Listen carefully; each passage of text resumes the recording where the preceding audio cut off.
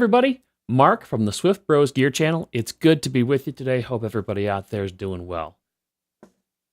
This is my Martin GCPA for Rosewood. It is a wonderful instrument. It's a joy to play. Sounds beautiful, intonates well all the way up the neck. It's everything you would expect from a US built Martin guitar. So let's take a quick listen to it. Sounds like.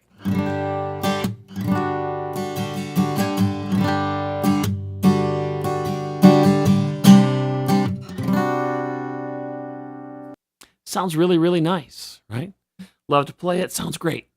So let's take it out and play it somewhere. All of a sudden, we have a problem. See, in the world of acoustic instruments, we've long been stuck with two choices. One, undersaddle piezo. And that doesn't sound that good. Never has. And they probably never will. Two, sound hole mic, which sounds pretty good, but typically is going to give you a lot of feedback issues. But anyway, let's listen to the undersaddle transducer just so we kind of get a feel for it.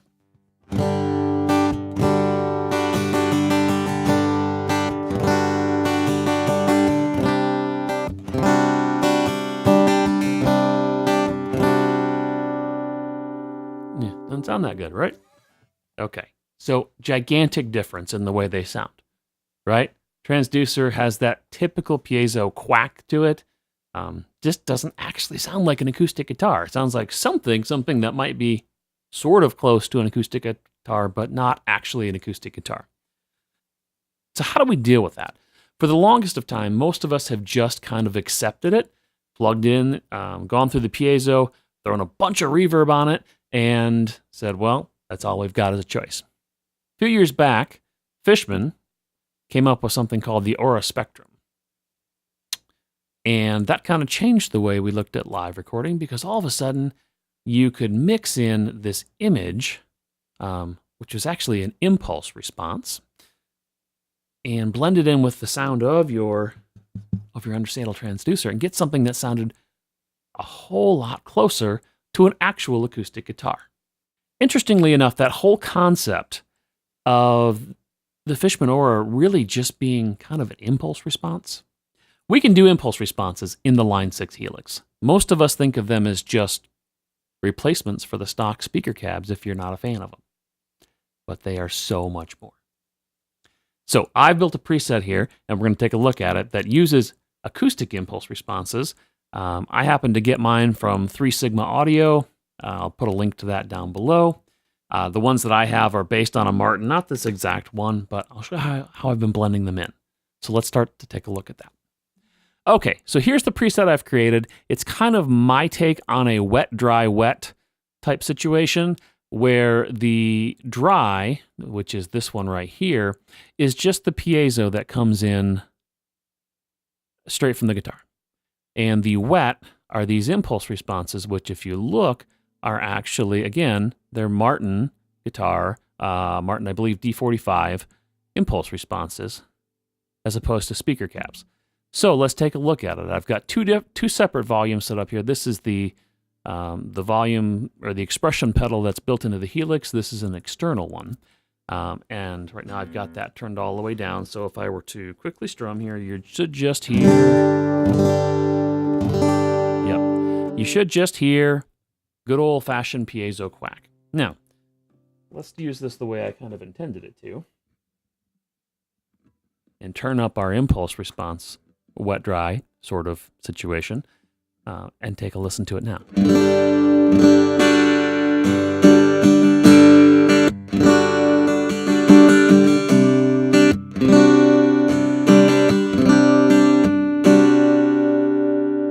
What a difference, right? So let's look at how we did this. Okay, so again, first, volume.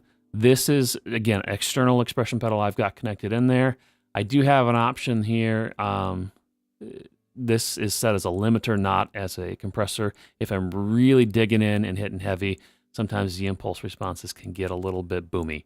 So I can turn that on as a limiter, a boost, and then I've put a different EQ on either side. So here's what I've done with these. I have panned one to the left and one to the right. And what I've tried to do is kind of carve out frequencies so that they both have, so they don't overlap and compete for space. So if you listen to just the left and just the right, and I'll do this in here in a second, I'll just cut the audio from one side and then the other, you can hear neither of them sound all that great by themselves, but when they put together, you get a full picture of it. So I'm going to just play for a minute, and in the post, I will just kind of chop out left and right, let you hear what this sounds like.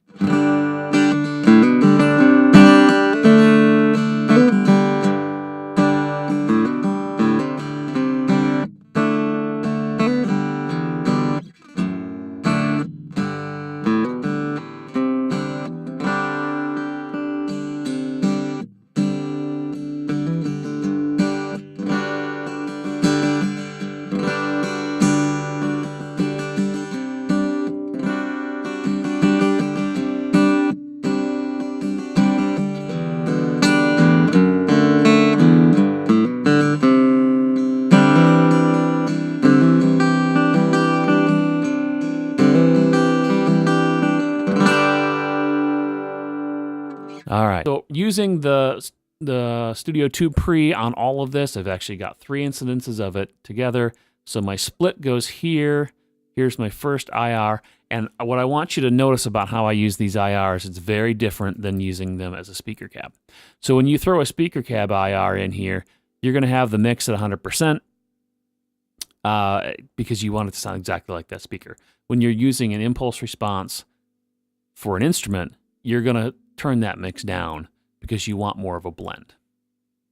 So for this instance, on this side, I went with 61, and down here, 27%. And again, these are panned left and right. Use different impulse responses on either side. And again, let's actually, you know what? I'm going to turn down the dry part, and we can just listen to what the two of those sound like.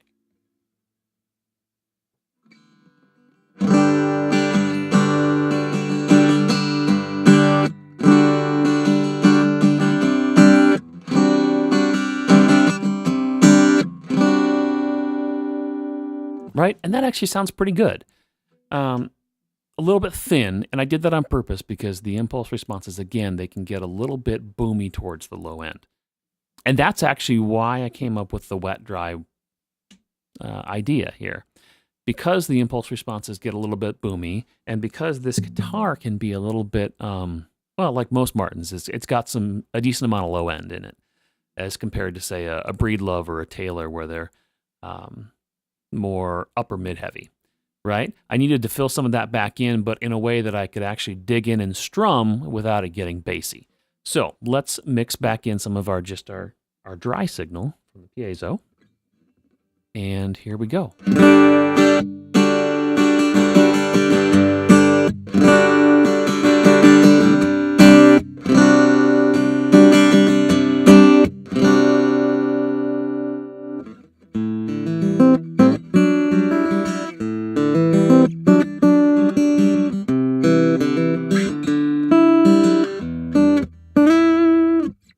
Right? All together, it actually really sounds quite nice.